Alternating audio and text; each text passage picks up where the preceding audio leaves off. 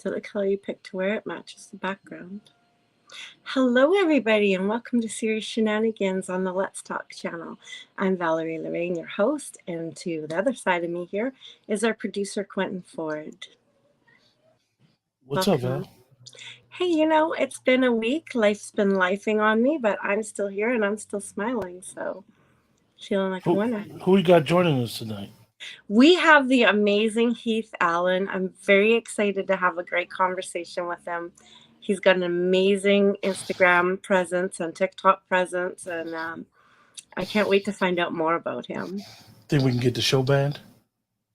I'm not too sure. We've been trying, yet we're still here. So, banned, I don't think so. I'm just worried about the board saying that we can come back and do season 2 because that's fast approaching, hey? Why you don't think we get it banned? Let's get it banned tonight. No, let's not and say we did.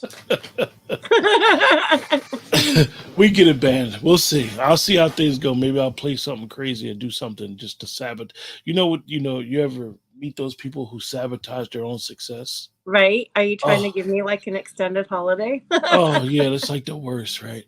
But Right. let the show begin. All right.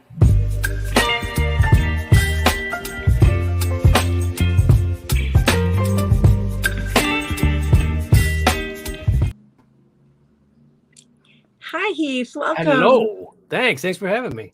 Oh, my goodness. I'm so excited to have you. I'm just so glad that we could arrange a date to have Heath Allen join us here on Series Shenanigans.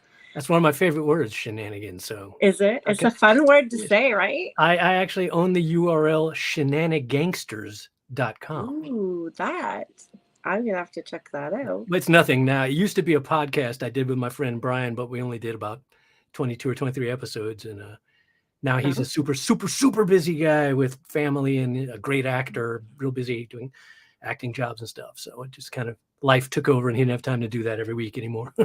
Understood.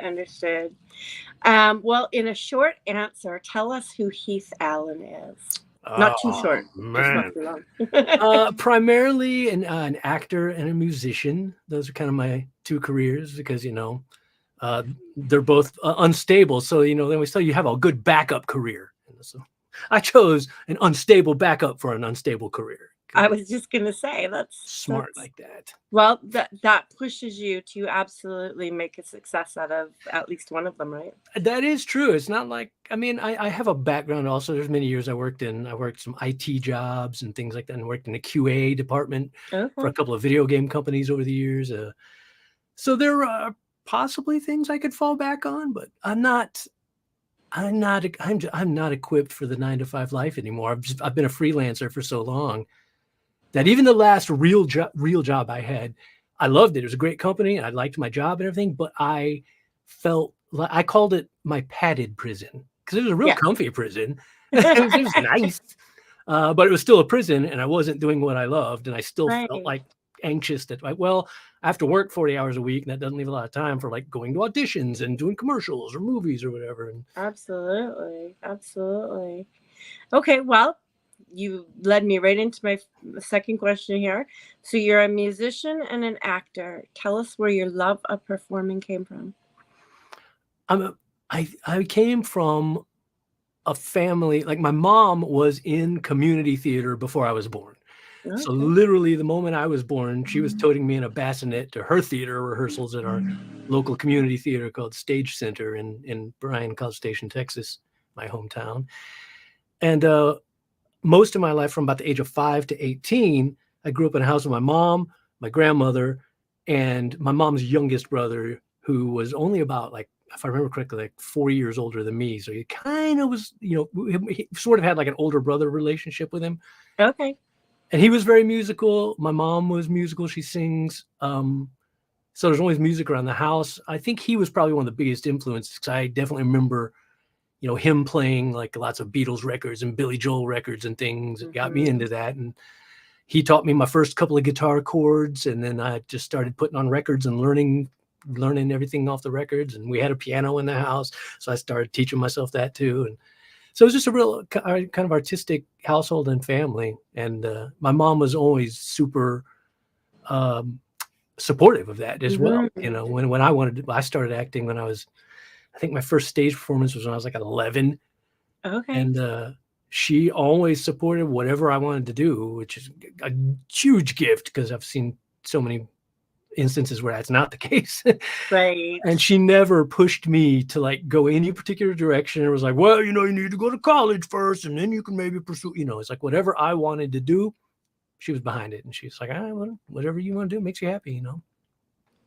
That is beautiful. So, I love to hear that. And I expected that you were going to say that she was so supportive based on her background, but I love that. So, what was your first instrument? It was my question that I was going to ask you, but it sounds like you were saying the guitar. Yeah, guitar and piano both came about the same time. Oh, okay.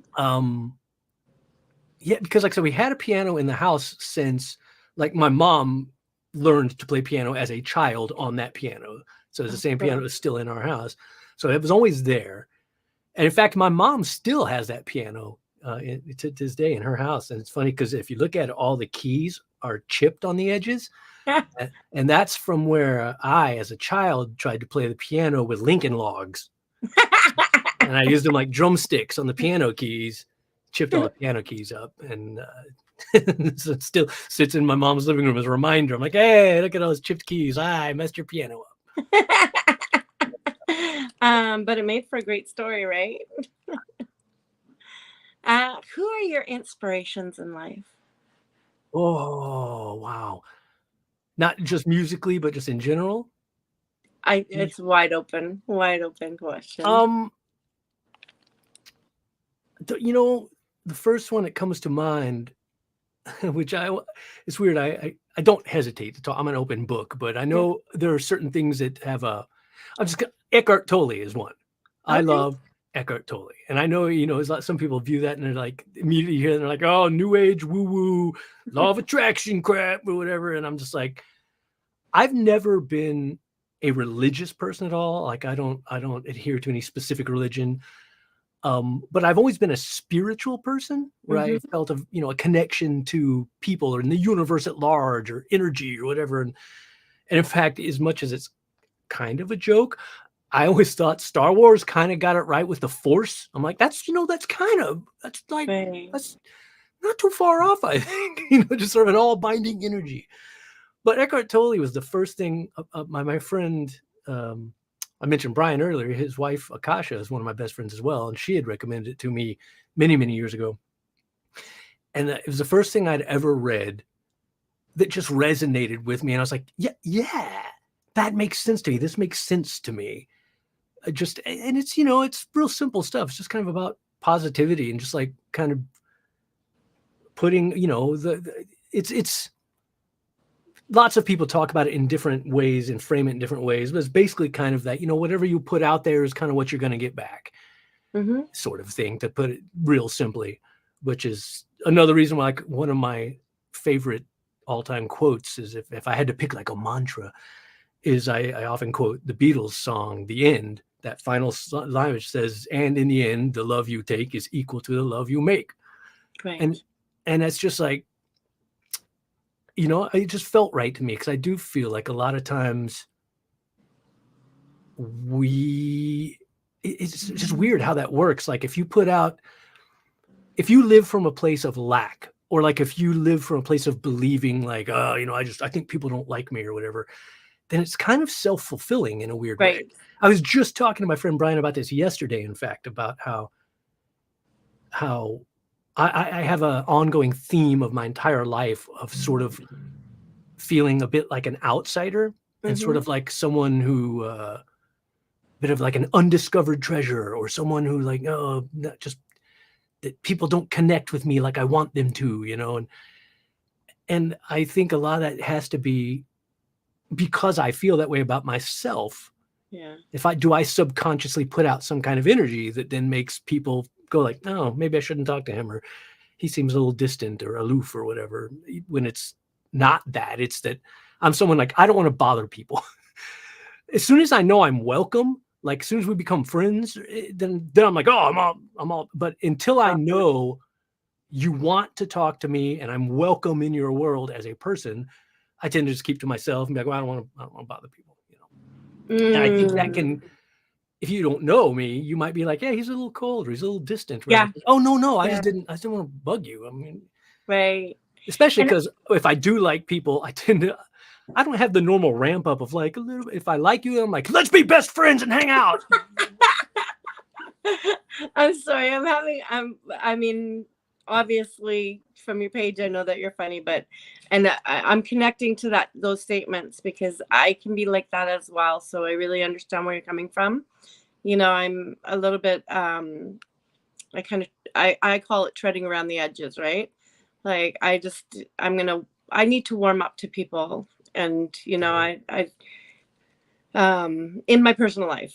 Yeah, for sure. In my online presence, you know, I'm very forward and outgoing because that's the model that I've set up. Same. And that's why it's so funny, because a lot of people, they see my online presence or they'll see me play in a band where, like, when I'm on stage, I'm in my element. Right. So I'm very confident and I put on a show and have a good time. And then I'll talk to people, I'm like, oh, I'm pretty shy. And they're like, what? Yeah. You're like Mr. Jump around on stage, act like an idiot, you know? And I'm like, that's on stage, but in person, I'm like, yeah, I'm shy. And I'm like, oh, do you want to talk to me? That's cool. I'll talk to you if you want to talk to me. Right.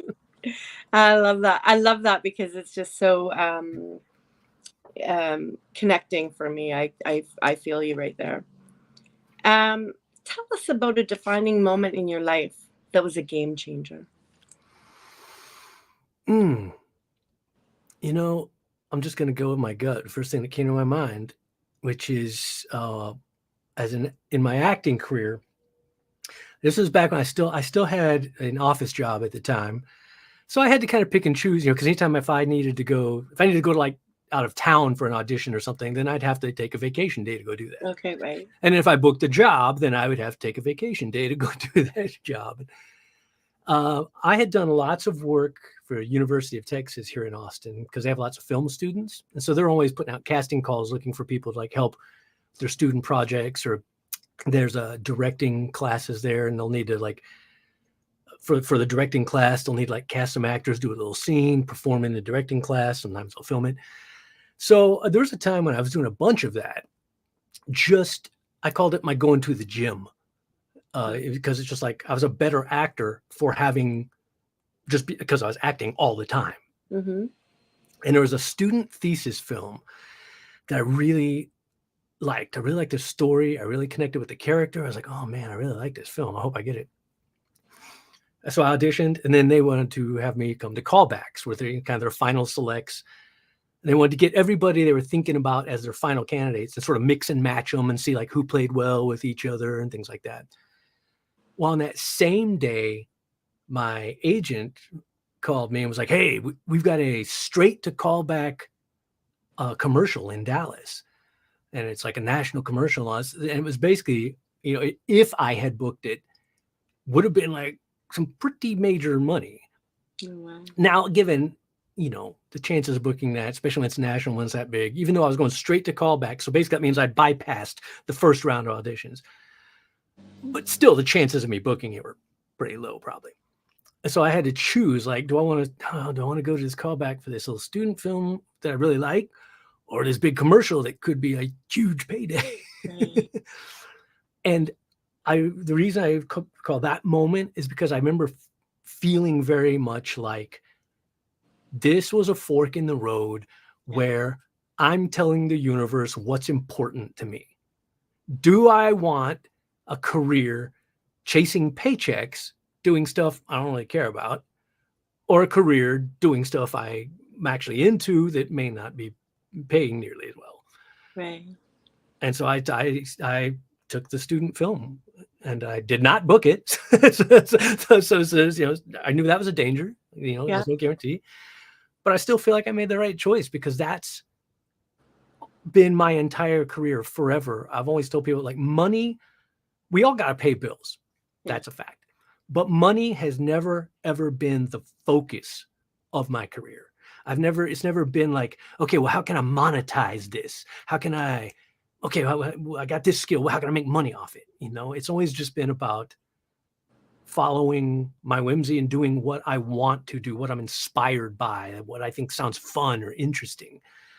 And, maybe if I was a different person with a different set of goals, I'd have a more successful career. But I don't regret it, because that's the way I want to live. I don't want to be, because I feel like there's been a lot of times in my life when once you start making money the focus, it kind of stops being fun, and now it starts feeling like a job. Right.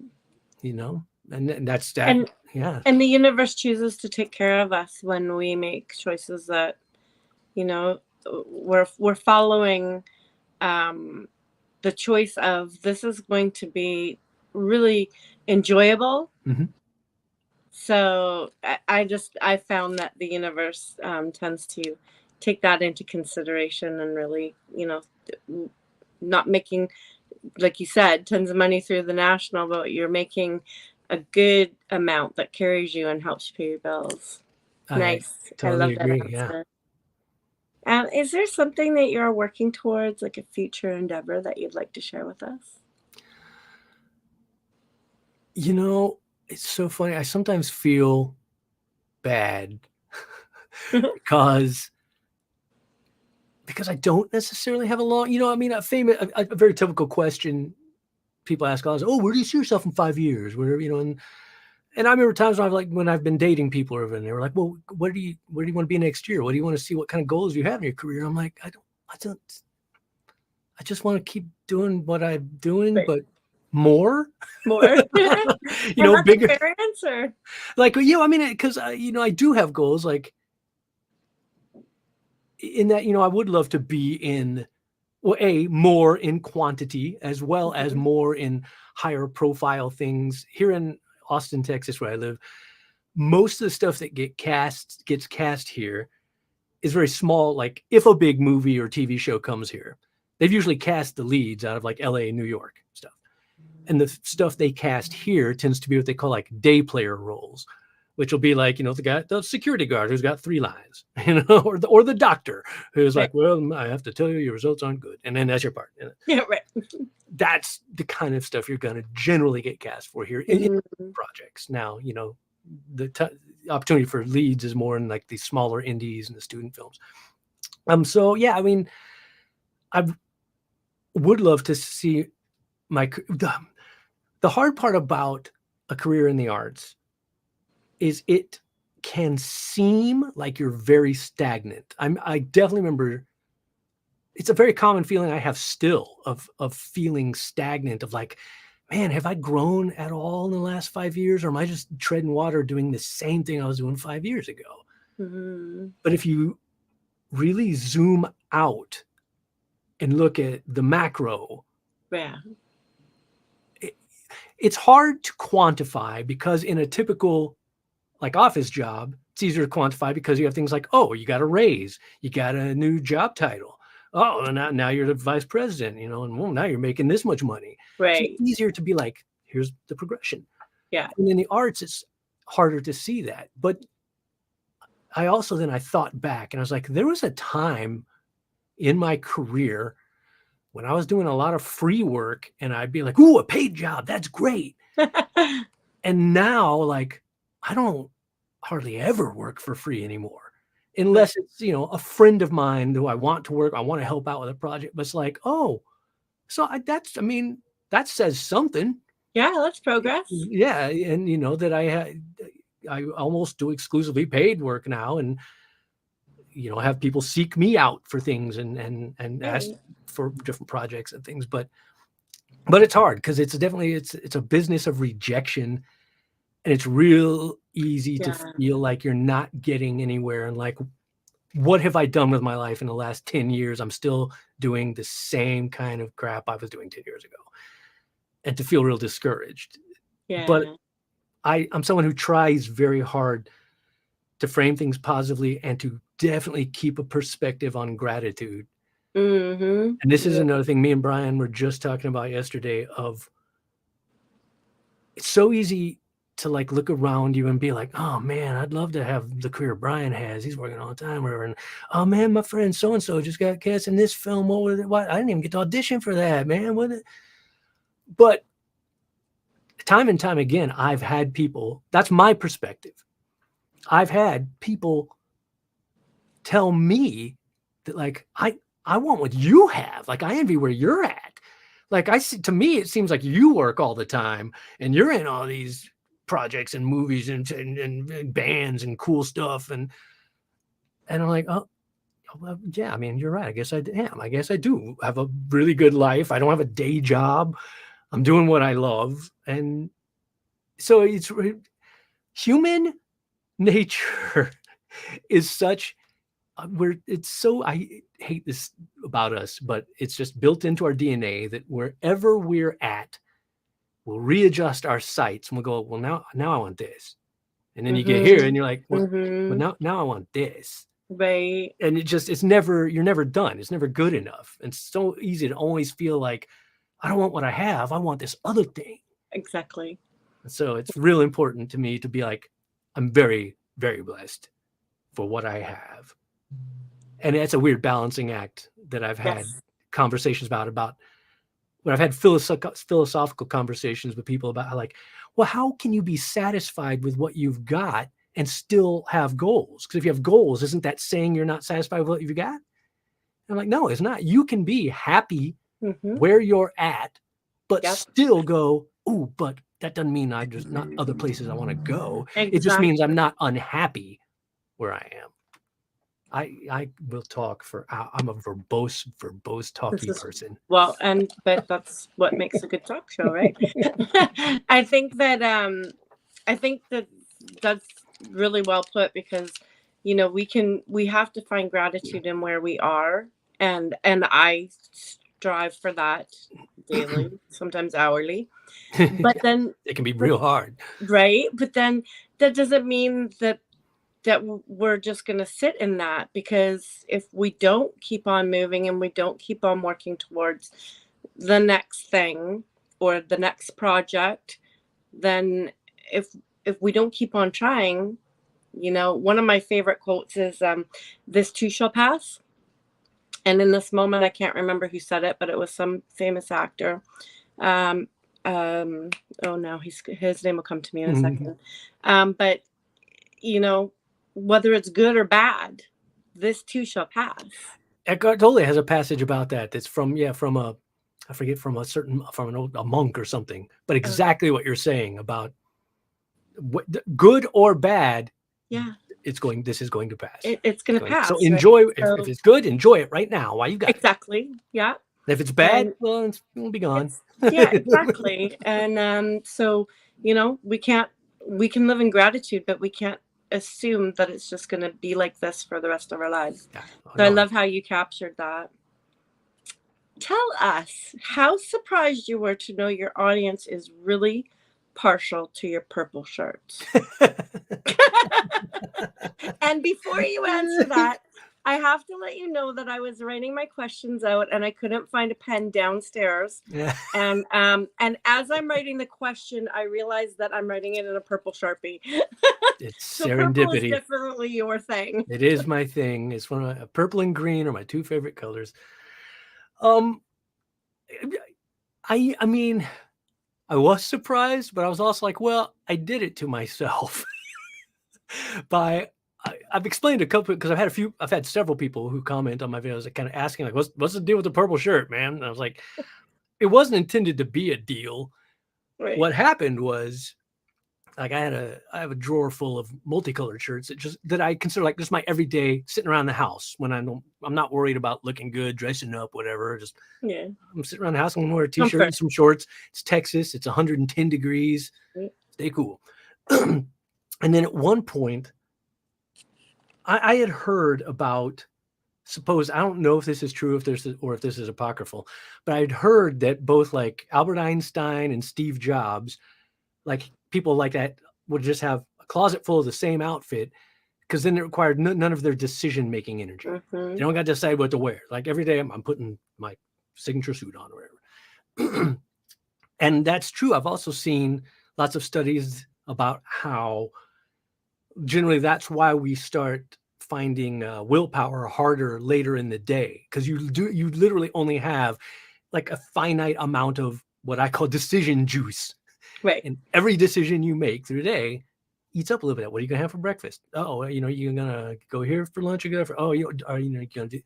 And by the end of the day, it's like I don't care anymore. Whatever. Wearing. So on a whim, I was like, well, I really like these purple V-necks.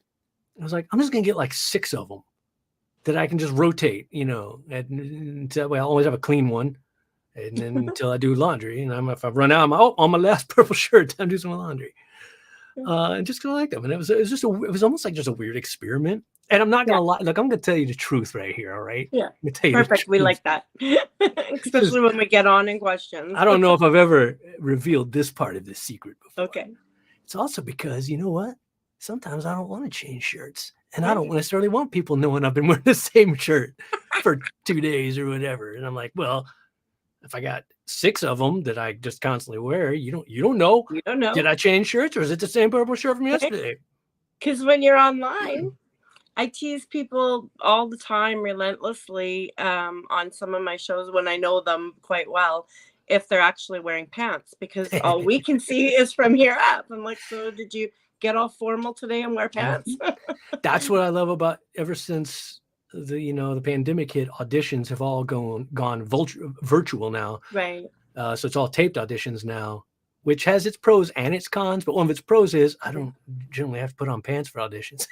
There you go. Because usually you're only auditioning what you're seeing right here. Exactly. You know, that's all they want. It's like, doesn't matter. I can wear shorts. Sweet. Yeah. But yeah, it did. Actually, it didn't surprise me because I knew it well. Yeah, I'm always posting videos in a purple shirt. But the fact that people took note of it, I guess, sort of surprised. It was like, oh, I didn't think it was that big. Like, so it wasn't an intentional, like, I'm going to be the purple shirt guy. But then, yeah, just last week, for whatever reason, I changed it up and I put on a green shirt. And sure enough, I had at least, if not a bunch, but I had a few comments. People going like, what? Where's the purple shirt? What happened? What's going on here? And, That's so funny.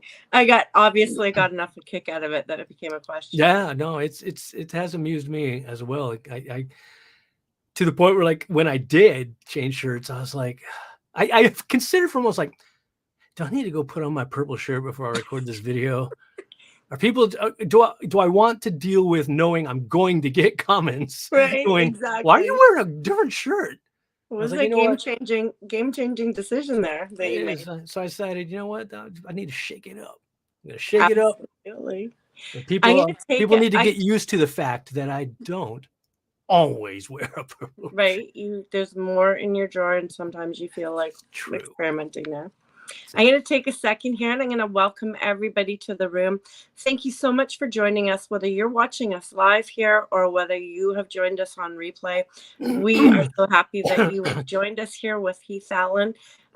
Hit the subscribe button, hit the like button, and don't stop there. Buttons are fun to press. Hit the notification bell as well. There's lots of shows on this station. I know you just want to come back for this one, but you'll get notified of it so that I don't have to keep on sending you notices. And I'd also like to take a moment to thank our producer, Quentin, who is up in the sky there, making sure that everything goes properly for us so that we don't have any problems. And since I have his ear, since I said his name, Quentin, do we have a little video there?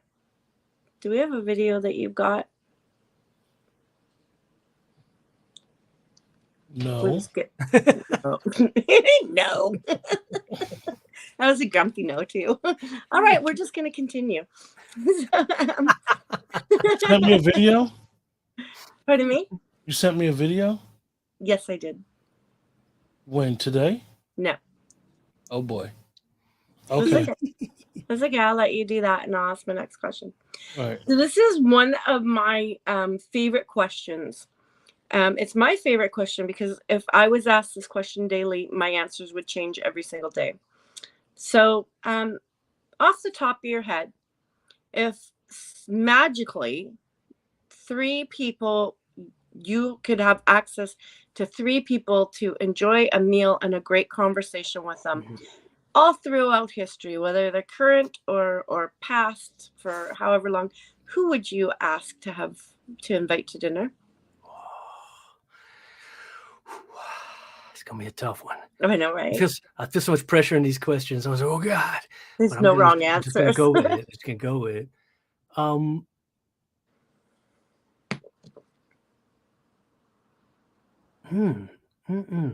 It's interesting because everyone that's coming to mind is all living people. So that's interesting. That's cool too. You think, maybe it'd be someone in history, but I'm like, the ones that are coming to mind are just kind of the inspirations, like Paul McCartney, who's one of my biggest. The Beatles are in my DNA. They are my base level foundational musical influence, by far the largest. So I'd love to talk with him. The other one that's coming to mind is Gary Oldman, because he's another huge. He's a huge acting influence because I think he's one of the best actors of all time. And if you go and look at his career, it's an insanely versatile career. There's one point a couple of years ago where I made a collage of little pictures of him from every movie he'd been in. Oh, neat. And it's crazy. He played Sid Vicious in the Sid and Nancy story. He played Beethoven. He played Churchill. He played Dracula in my favorite version of Dracula. He played the wacky villain in The Fifth Element. He played Sirius Black in the Harry Potter series. I mean, the guy's career is that's what I strive for. Like as an actor, I love versatility. And I love that I've done comedy. I've done drama. I played villains. I played heroes. And in a business that very much likes to box you and it very much wants to go, you're this guy. This is what you do. You're a quirky comedy guy, period. Yeah. We're not going to look at you for anything else. And so I strive to fight that because I'm like, I don't want to be boxed in. Exactly. I want to do everything. And he has. And so I'd love to have his kind of career and just talk to him about acting. And then I think the previously mentioned Eckhart Tolle, because I think there'd be some nice, really deep philosophical conversations about life in the universe with him. And those three in particular, if you all together, especially, that'd be and that's why I say three. I know a lot of times people in the past have asked the question, because it's not an uncommon question, and they generally ask one person, and I'm like, but to me, because I'm kind of, if I'm going to do something, I try and do it just that much bigger. Could you imagine having the three people that you really admire and the way that they think at one table, and you can ask them anything, then you can listen to them. Anyways. It'd be just as interesting to listen to them talk to each other. Exactly. As for me to talk to them. Right. And that's my thinking. But Val. Yes. Commissioner Gordon is here. Uh-oh. another great role that he played in. That's right. That's another Gary Oldman role. I have what you have requested. Okay. Well, let's do that then. Oh. Ooh. Here we go. Ooh. I don't know what it is. I know you don't. That's the fun of it. Eventually we will. He's trying.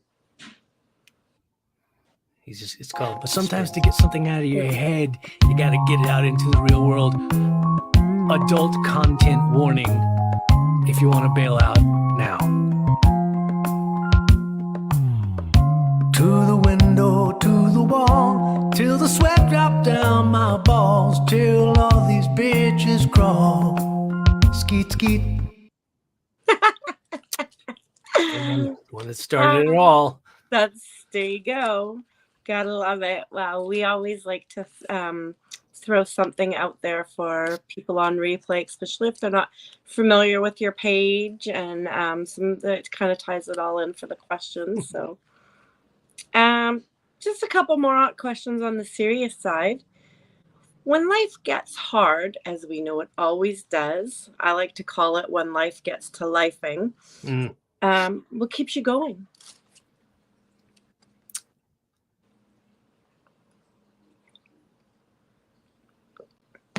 Wow, good question. Because it does.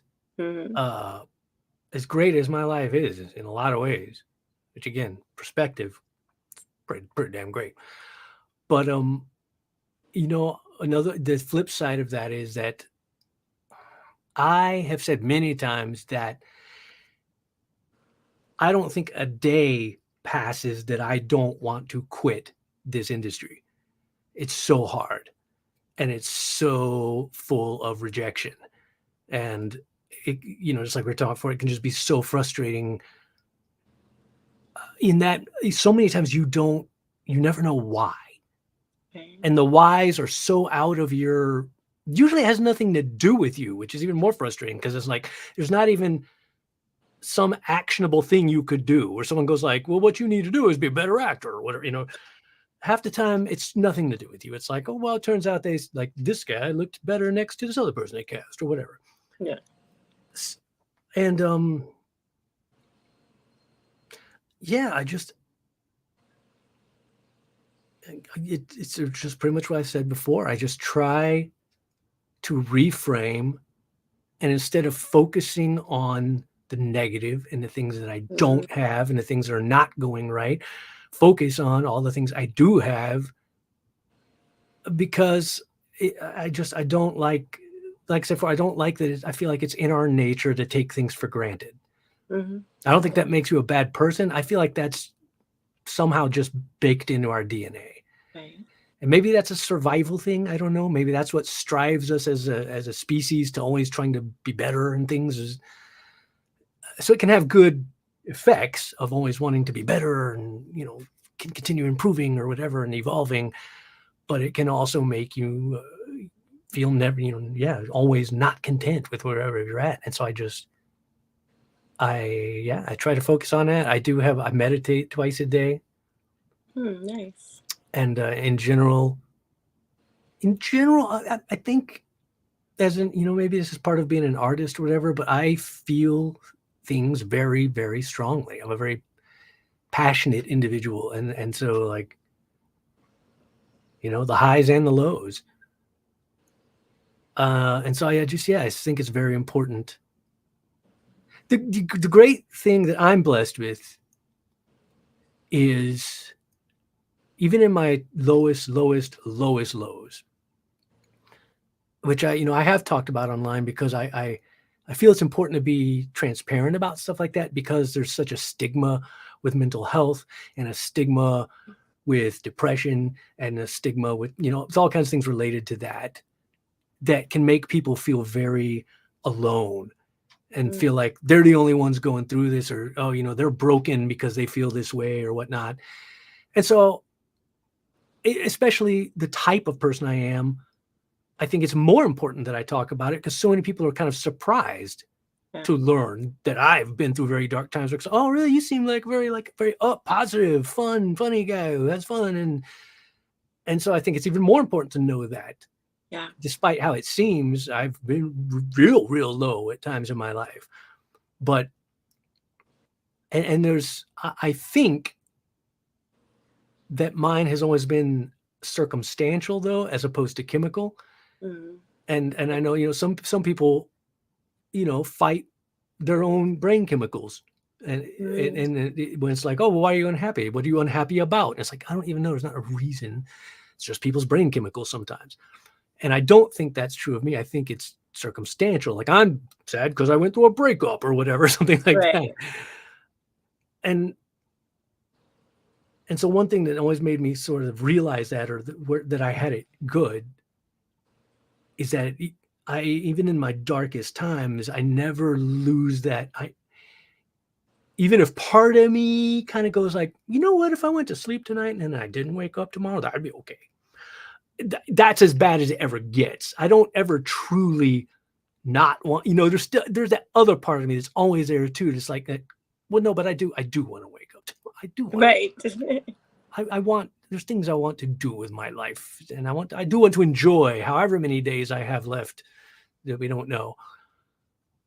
So that's, always there too, even in the bleakest of times, which I'm really lucky about, because I know not everybody has that privilege. And so, yeah, I just think that's for better or worse. And lots of people told me, people who know me very well will tell you who you see online is really who I am. Like, and that's how I try to live. It's not like I have my online persona that I craft, and then behind the scenes there's the real Heath. I'm like, no, that's pretty much me. Like, if you read my social media or whatever, it's all there. I've put my feelings out there and I like living transparently. Just the way I like to live. I don't like having filters. I don't like playing games. I don't like to dance around things. I like just being like, the world would be a way better place if we could all just be like, here's how I'm feeling right now. Yeah, it would. Yeah, no, I love your answer because there's so much to it. It's not just, it's not just a singular cause. So it can't just be a singular answer. But yeah, very well said. Very well said. Yeah, I mean, I struggle every day still. Like I said, with usually mostly with career stuff. That's usually the stuff that causes me like stress and, feeling like I'm not where I want to be or should be, or, Right. I'd love to be in a more secure place where I'm like, oh yeah, I make a comfortable living doing the things I love and don't really have to worry about bills. And that is not the case for me. Well, you know what? It's coming. We can tell. Your online presence is definitely a gateway for bigger and better things. Well, I don't know if TikTok has the TikTok Creator Fund, which you can join at a certain point. Which doesn't pay much. I mean, maybe I've heard of like really big. I don't consider myself a big creator because there's people who have like millions of views on every video and such like that. Right. And again, this is a way in which I enjoy being transparent because I just think people should know what goes on behind the scenes. I don't like there being a veil of like, well, we don't really talk about how it all works behind the scenes. It's like, yeah, exactly. I've had a few videos go fairly viral. Like my biggest one was the one you just showed, and which I think is like 6 million or something. On TikTok, I have like 140,000 followers, or whatever, which again, not huge in the grand scheme of creators or whatever. But I just, it makes me laugh to be transparent. 'Cause I'm like, out of all my online celebrity success, I've made like $200 from that creative fund. I know there's people don't. I'm kind of a big deal. I'm a big deal. I made $200 last year. And that's over whatever, how long it's been, like 6 months or something. I don't remember when that first video came out. And same with like, I have on my music, I register with ASCAP because that's what you got to do to protect your songs and things like that. And of course, everybody knows that the recording industry is broken right now and streaming services don't pay anything for streams. Right. I don't get any streams. That doesn't help either. But it's still, there's something fun to me. I always still be like, it's still really cool when I go to my bank balance and I just see, even if I see like a $7 deposit from ASCAP, and I'm like, right. I'm a songwriter. I'm not a famous one, but I made money off my music. And that's all you can tell people, might not be enough to buy a burrito, but still something. Almost. That's right. Give me a couple more months. Right. Deluxe burrito. Saving up for that burrito. That's right. So I think you've probably alluded to this, but I'm just going to give you a chance to sum it up as based on, I'm asking the question directly. What are you most thankful for in this life? My brain. As messed up as it can be, as all of our brains are. That's not unique to me. We all have our foibles. But that's one of the reasons people often ask, like, I don't drink, I don't do drugs. That's not to say I never have. Like, I've been drunk a few times in my life that have all been really highly unpleasant and ended with like fire hose vomiting. And I was like, I don't think this is for me. No. Especially because like I don't like the taste of alcohol. So at one point I was like, well, if I don't even like it, why am I going to force it down my throat? And even though I grew up with very, liberal friends who, smoke weed and stuff, there was something in me that always went like, I like the way my brain works and I don't want to mess with that. Right. And that stuck with me my whole life. Is it that, and that's sort of what I loved when I discovered TikTok. Was, to me, TikTok feels like this creative sandbox where you can just do anything, as opposed to before it, there always was like sort of a bar where like you might come up with a dumb idea, but then you just dismiss it and be like, nah, whatever, that's just a stupid idea. And then you never think about it again. Right. And you wouldn't follow through unless it was like, oh, I have a really good idea for a short film and I need to get a crew together and then we'll film it and we'll do it upright. And so TikTok was this amazing outlet for me, which I'd be in the drive-through of a restaurant and think of some stupid idea, and I go home and 30 seconds later I've filmed it and I've put it on the internet. Yeah. And it's fun to be able to follow those flights of fancy like that, and to just, I also think it's healthy creatively. I think it makes me more creative because I follow through on these ideas, even if I'm like, that's so dumb, but I'm like, you know what, somebody else is going to find it funny. Even if it's one other person, exactly, somebody else out there is going to be like, I like that dumb idea. That was funny. And I love that because I think that sometimes I don't think that people really realize how much something so, even if you think it's dumb, right? It's changed somebody's day. They needed to see that. They needed to see that in that moment. It changed their mood. It changed what was going on for them. And, nowadays, I think it's even more important with the stress levels that people experience. You have just nailed the most important and the most surprising part of when my stuff blew up and went viral. Because again, the thing I'm most known for is what you played, like doing mashups of Little John's Get Low with various other songs. The one you played was the first one I did, which was just my own idea, because I have a yacht rock band here in Texas called Yacht Z. And we were at rehearsal and we were doing the song, just the two of us. And at rehearsal, just on a whim, I sang the Little John lyrics over it. And we all went, oh, that's funny. And then again, one of those ideas that normally you would never think about it again. Yeah. Well, for whatever reason, that one stuck with me. And like 3 weeks later was when I was like, I'm still thinking about that. I should just film it, put it on TikTok.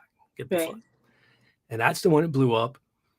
And then all the requests started coming in comments. So people going, oh, do it with this song. Oh, do it with this song. And the whole rest of that series pretty much was me responding to comments, doing requests. So again, to me, I'm like, this is dumb. I'm singing, rap lyrics about sweat on your balls to various songs. It's meaningless. It's silly. This has no greater impact on life, But then I can't tell you how many messages and comments that I've received from people telling me things like their dog died and that was the first time they'd smiled in a week. That was their late husband's favorite song, and hearing that made them laugh, or they're going through depression and this is the first time they'd laughed in a week. And and I've had lots of I remember another one that I posted about because I thought it was so flattering and surprising to me, was somebody on TikTok was like, I don't think Heath Allen understands how much of TikTok's mental health is relying on him right now. And so, I'm like, here I am going, this is the dumbest, I thought probably the dumbest thing anyone's going to see on the internet today, but it is legitimately like making a 15-30 second difference in somebody's life, and going like, oh, I was having a really bad day until I saw that, and then I laughed and that made my day better. Yeah. And that's huge to me because that's again, probably the most important part of all this, and the most surprising. I never would have thought doing Little John mashups with songs would like make somebody go like, you helped me feel a little better even though I lost my dog last week. It's huge. It's huge to me. It means a lot. Yeah. And I'm big on giving feedback. because I think that a lot of times people are in that situation that you're saying, like, they don't realize the impact that they have. And sometimes people are not blessed to see the growth of their page, to have that understanding. Because, Yeah. I mean, like you were talking about towards the beginning of the interview, about having, when you're in a job, you have those benchmarks where you Yeah. can say, like, this is successful. And obviously a benchmark in the social media world is to see your followings, your likes, your views. Those are those benchmarks. Oh, yeah. But there are people out there who are either just starting off, or maybe they've been around for a while, but they're not getting those kinds of views and things. But Well, let me talk to those people for a minute. Let me tell you something. Dude, I've got a lot to unpack of what you just said, because you hit some very important issues and some important hot issues with me. In that, in general, I try not to look at my analytics because it's so easy to start obsessing about them. That's true. And, like, for example, I was bored in bed the other night, and I was scrolling like you do at 2 a.m. when you should be sleeping. I scrolled everything else. I was like, oh, hey, I haven't looked at let's look at my analytics. I haven't looked at my analytics in a while. And then for the first time, like, when everything blew up, actually, it was just a skyrocket. And it was like just growth. Yeah. Well, like a couple of nights ago for the first time I saw, like, the last whatever week or month that I had lost followers. And I was like, oh, everybody has, by the way. This is the end of the bubble has burst. We have, but this is why I generally don't look at them, because I made myself a promise when this did all blow up. I was like, you know what? I'm not going to change anything I do. I don't want to start chasing, like, oh, the iron's hot. I gotta like capitalize on this now while I got my moment in the sun. I need to, how can I make the most of this? I was like, no, I don't want this to become not fun anymore. And I don't, and it was tough, because the vast majority of the followers I have followed me because of the Little John mashups. Right. So then that puts you in this weird place of like, well, I mean, does that mean do I got to just keep doing just that now? Because that's why they're here. Are they going to, but you can't worry about that, because that cuts both ways, in that, I've definitely had some people that are like, probably there for the Little John content. When I do something that's not, they're probably like, no, that's not a Little John thing. But on the other hand, I've also literally every video I post probably has, I'm super lucky, has almost nothing but positive comments. People going like, oh my God, I love these. Please never stop doing them. These are my favorite. I still think they're funny. And then what cracks me up is, so you'll have 500 of those people talking about, like, please don't ever stop. These are my favorite. And you'll get that one guy that comes in like, bro, it's old now. You need to stop doing this. I'm like, did you even bother to see the party you're at, where there's 500 other people going, don't ever stop, these are the best? And then you're going to waltz in here and be like, bro, this is old now. You got it. There's always one in a bunch. It's just me. And so you can't win either way. There's going to be people who don't want me to do anything but Little John stuff. And there's going to be people who are like, you need to stop doing that stupid Little John stuff. So in the end, I was like, I'm going to continue doing what I've always done, which is I'm going to post when I want, what I want, just whatever inspires me, what I feel like doing. And the Little John thing has gone in waves. Like, when it first hit, I did a bunch of them, but it wasn't because I felt like, oh, I need to capitalize on it. It's because at the time, that's what was inspiring. It was fun because it felt like a group activity again, because it was all me responding to comments. So that was so much fun, being like, oh, you said this song, let's try that. Oh, they said this song, that'll be a fun one. And then there was a time, I think about a month, when I didn't do any, just because I was like, nah, not feeling it anymore. And none of I have tons of saved comments and things of like I can go back and look through of people's requests. Right. And just none of them were, I was like, nah, I'm not feeling any of these. Yeah. And then one day, I don't know what happened. One day I was just like, oh yeah, I'm going to do this one again. And then I did like a couple more. Yeah. And so, just the other day I posted, I don't remember, I posted something and had 2 or 3 people be like, oh my God, where you been? And we missed you. What have you been doing? I was like, I mean, I've been here. I've been posting, but I'm So on here scrolling every damn day. right. Yeah. But so that was nice. It was nice to be missed, but it was also like, I'm not going to do that thing where it's like, oh, okay, well, I have to post 3 to 5 times a day.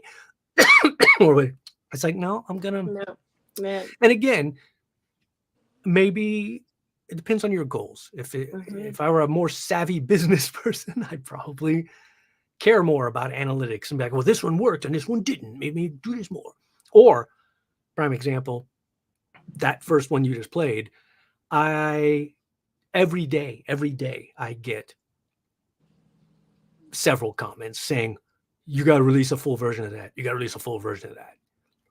And I've explained a couple times, like, that's not going to happen. No. It doesn't work as a full version. That little thing I did is a real funny little joke. If you try to keep going with it, make a full song, it doesn't work. It's not funny anymore.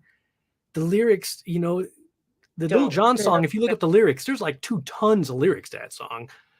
I try to cram those into, it's like, it would be forced, not good.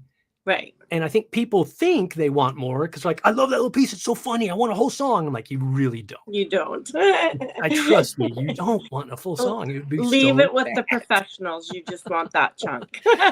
And so, I've even had people that could rebut my explanation. Like, well, then let's make up your own lyrics in. Don't even do it. Just make up your own lyrics. I'm like, well, now we're like, what are we even doing now? No.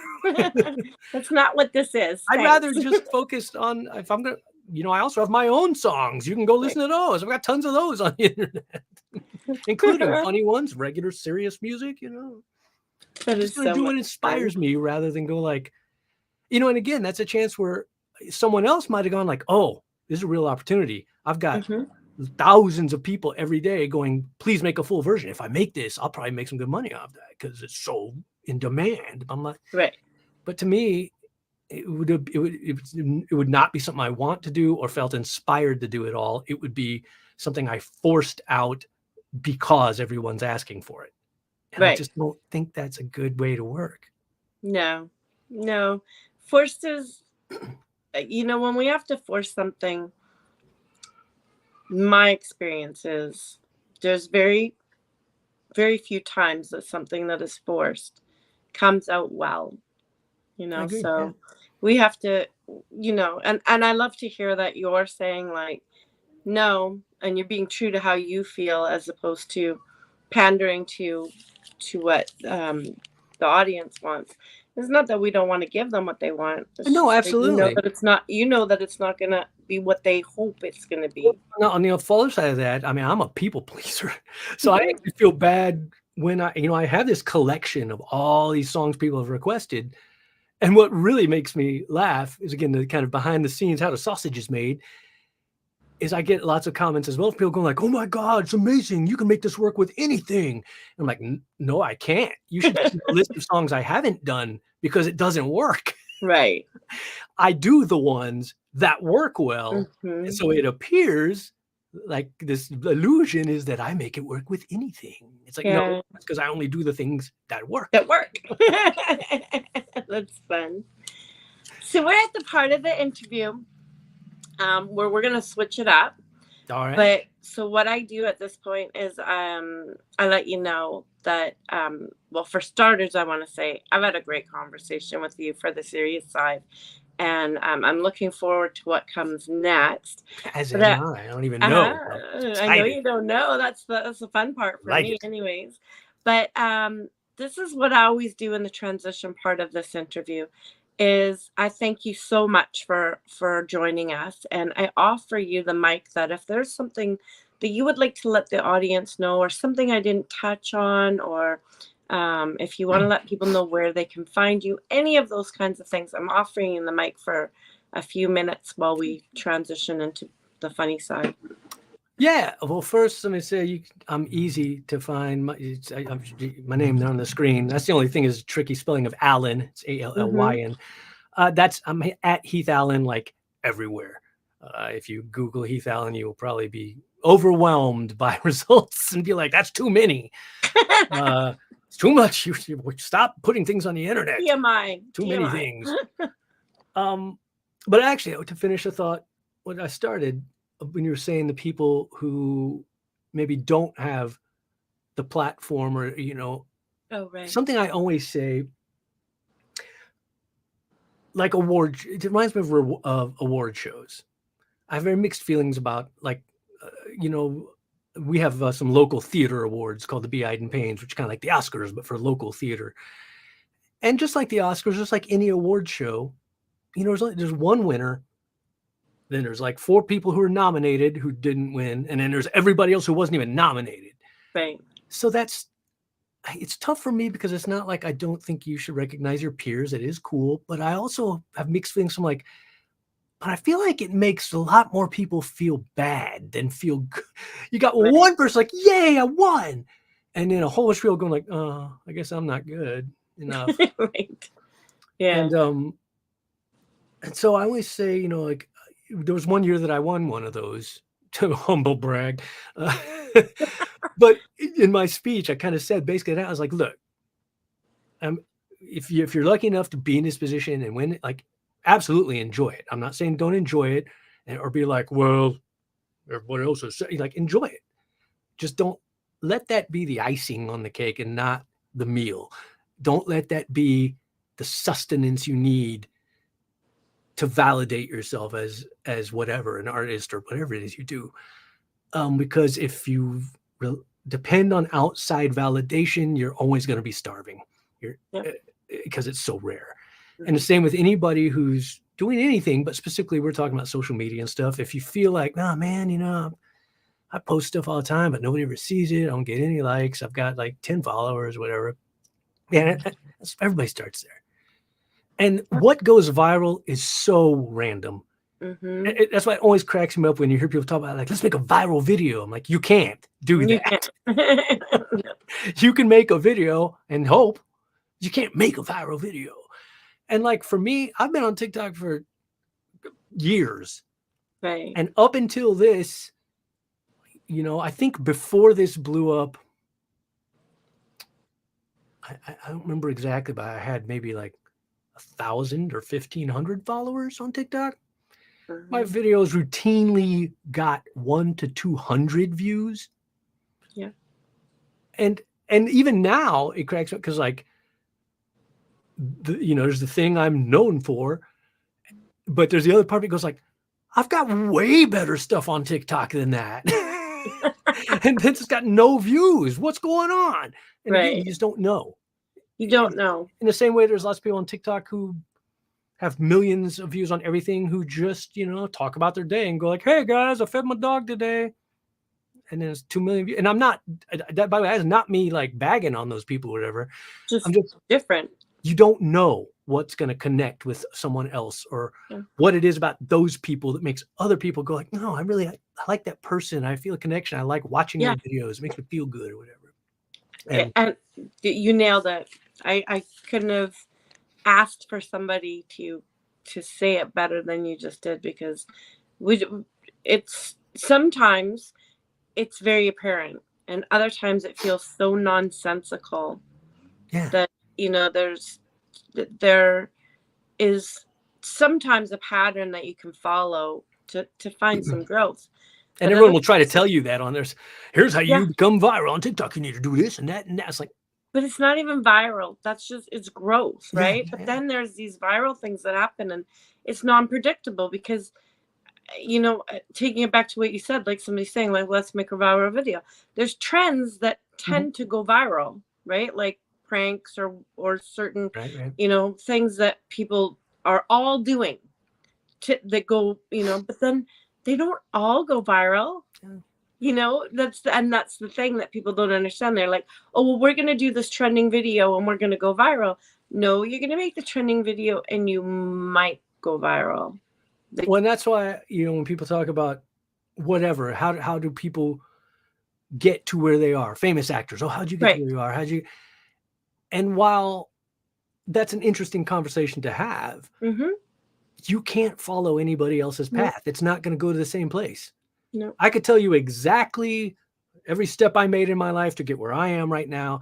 If you follow that, you're not going to be in the same place I am. No. You're just not.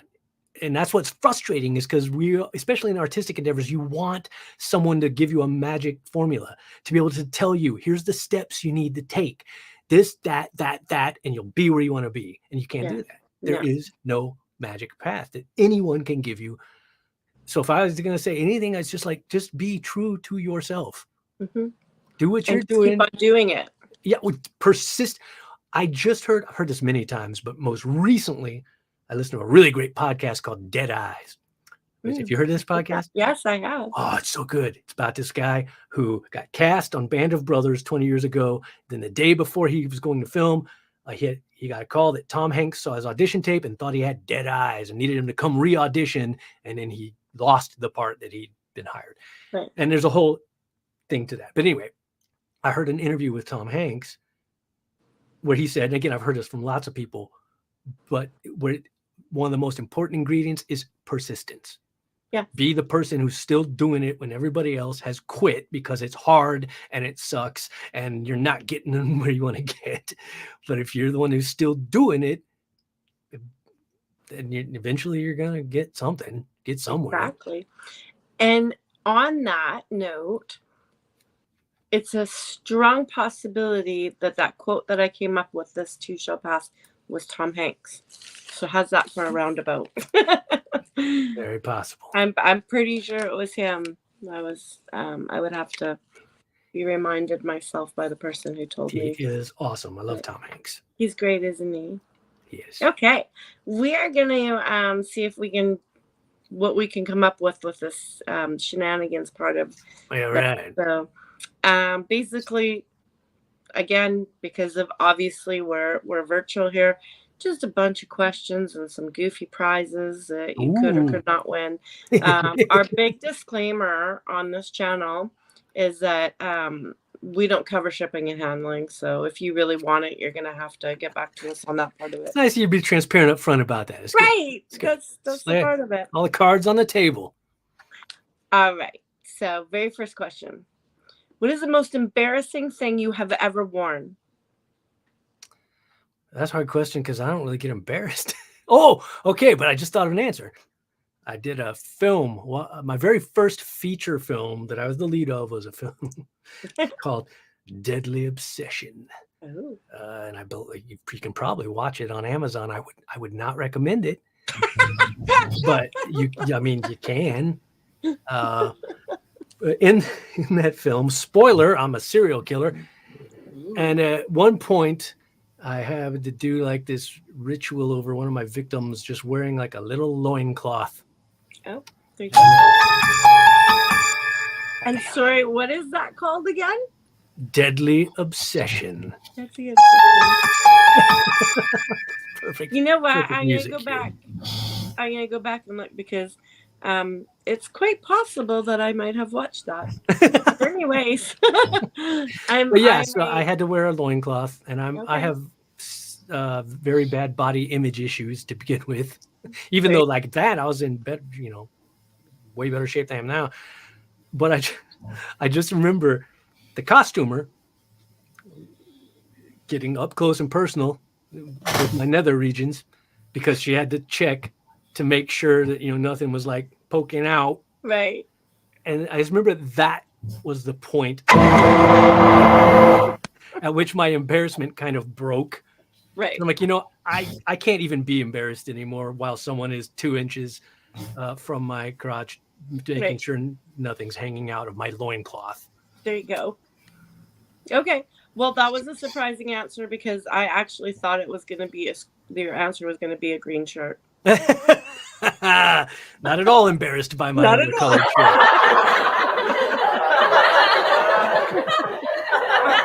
All right. So the prize for that is a green shirt. Oh, nice. Yeah. I have thought about, seriously, I was just looking on Amazon because a couple people have been like, I think that green suits you. And I'm like, maybe I should get 6 green shirts and cycle them in and like alternate between purple and green. That may be coming. We used to do it random and then see people be like, what? Yeah. Keep them guessing. You might be seeing me in purple and green in the future. There you go. There we go. We're going to keep an eye out for that. So the room that you're sitting in right now, Would you please estimate for us how many pennies do you think you could fit in that room? How many what? How many pennies do you think you could fit in How many that room? pennies could I fit in this room? I'm horrible at judging size like this. But let's see. I'm gonna say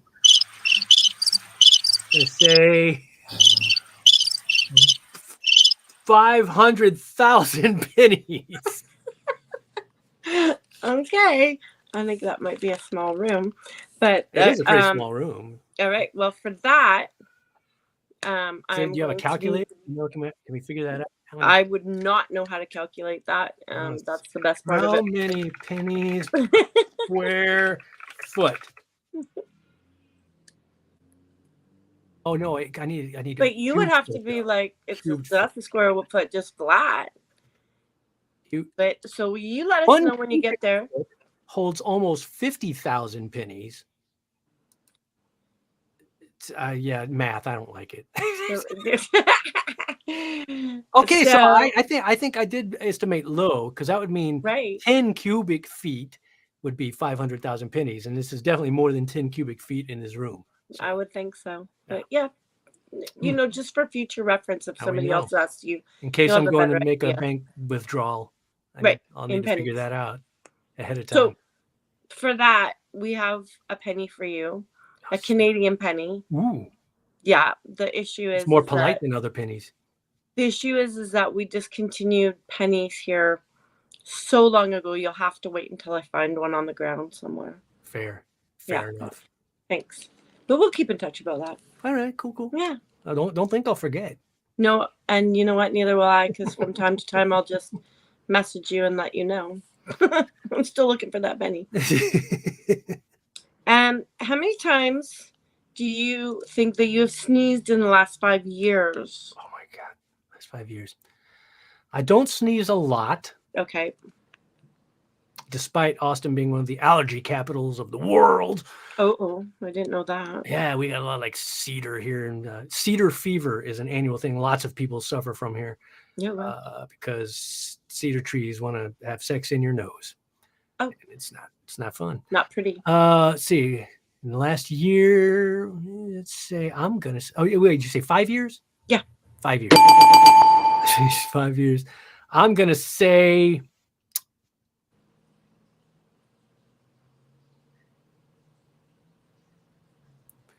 Let's say 350 times. All right. That's what I'm gonna go with. That's a pretty good answer. Yeah. For me, the answer was not really. The answer wasn't really. It was just the watching you get to the answer. Sure, the part, the journey, not the destination. It's the journey. Right. If anything is possible, philosophical question here. So just really loving that about you. So I think this is a perfect fit for you. So if anything is possible, is it still possible for anything to be impossible? No. Right. I don't think it is possible for anything to be 100% impossible. Right. Like obviously there's things that are like so close to impossible that they're effectively impossible, but I don't think anything is 100% impossible. Okay, so we're going with the if you can think it, it's possible. Yeah. There we go. Even if it's it's the tiniest chance. That's awesome. I love the positivity in that one. If you were to take over a small country and it was a requirement for you to name it, what would you rename it? Oh, a small country we're talking about. Correct. Wow,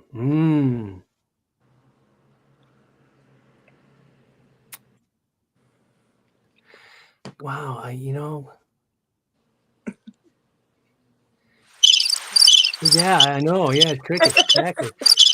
I had two thoughts that immediately jumped into my head. The first one was Funky Town, but it's a country, so that doesn't really work. So it's kind of a cool name, though. The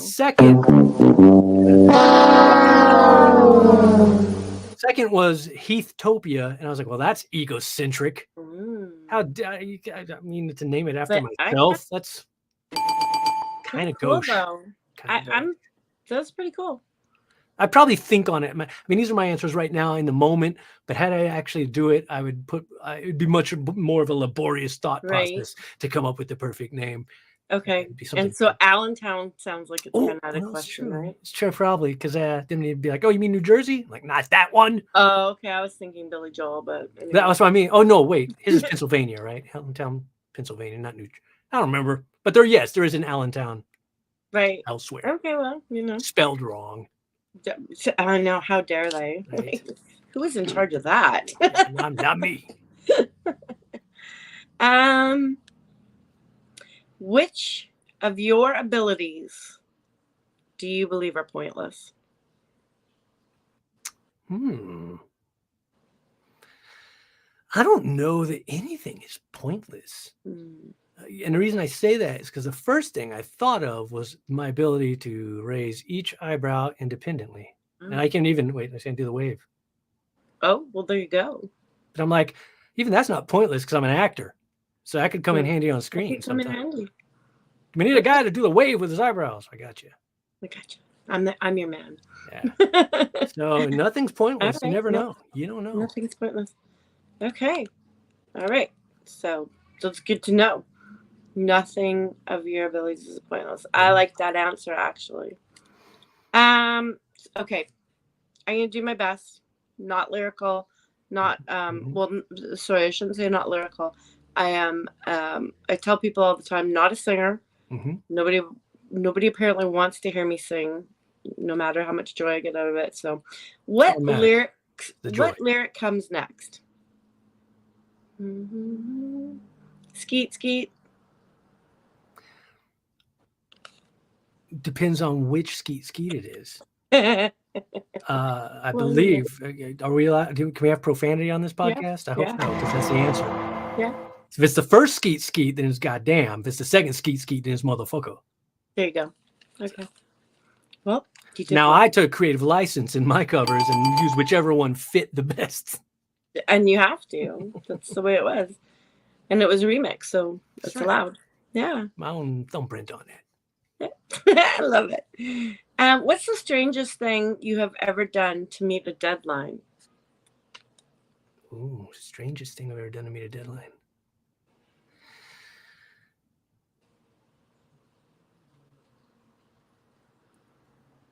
There's two things I can think of, but neither of them are really strange. I don't know that I've ever done it. No. Well, no. Okay, here, I'm going to go with this one here. Because I think this counts as a deadline. My previously aforementioned friend Brian was doing a film called We know him.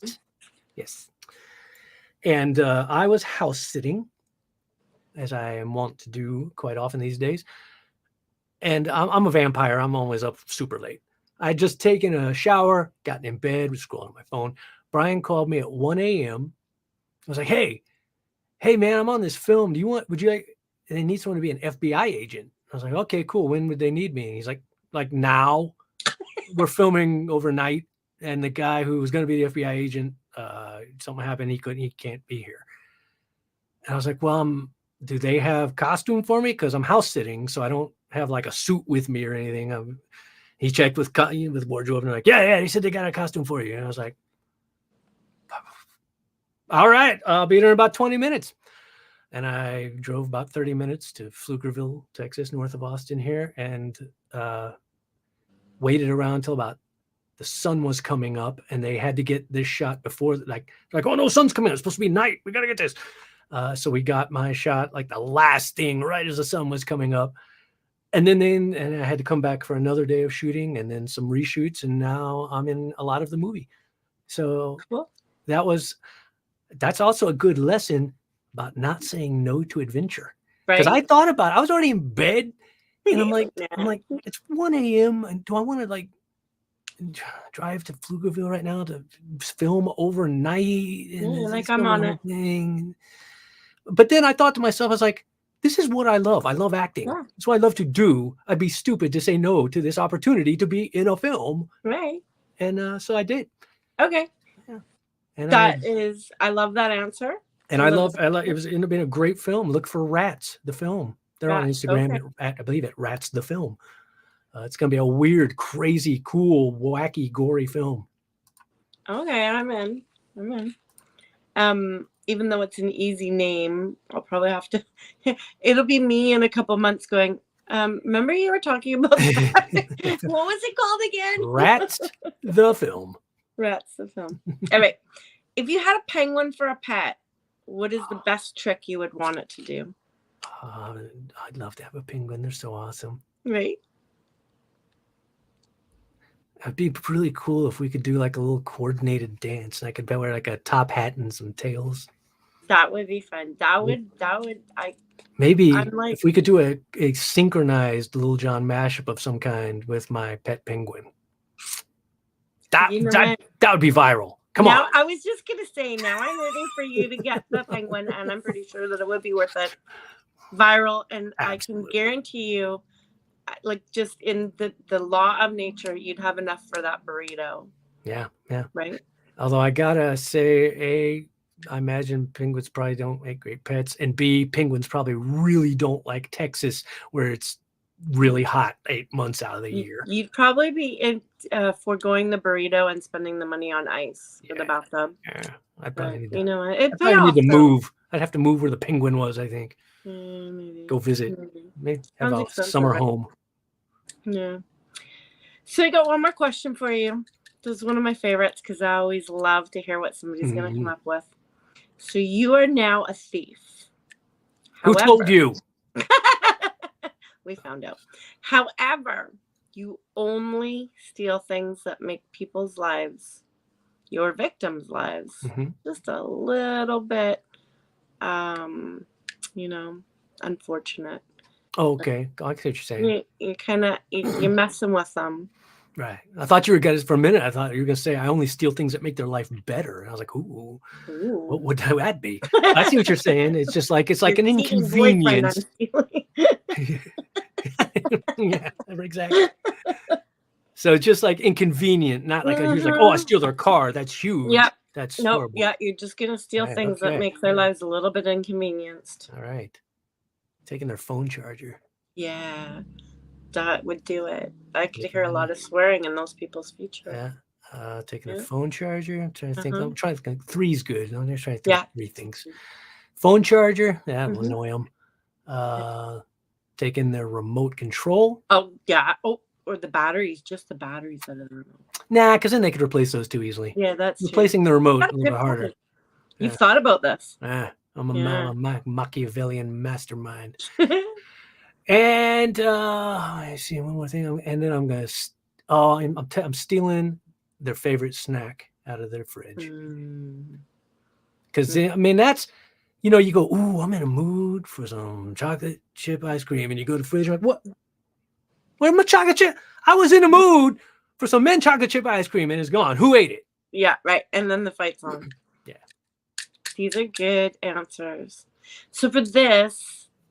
There's 2 things, and I don't know if Quentin's ready for this one or not, but I'll give him a second and I'll show you the first prize. And the second one is, Quentin, it's the slide with the jail thing, so if that helps you. But the first one is, can you see this? Do you know what this is? That's a deadbolt lock? Right. It is. So you've won this. All right, great. Which will come in handy because when you go to leave your room, you will need it. Fair. I'll do some construction on my door, I think. Right. So yeah. Quentin, were you able to find that slide?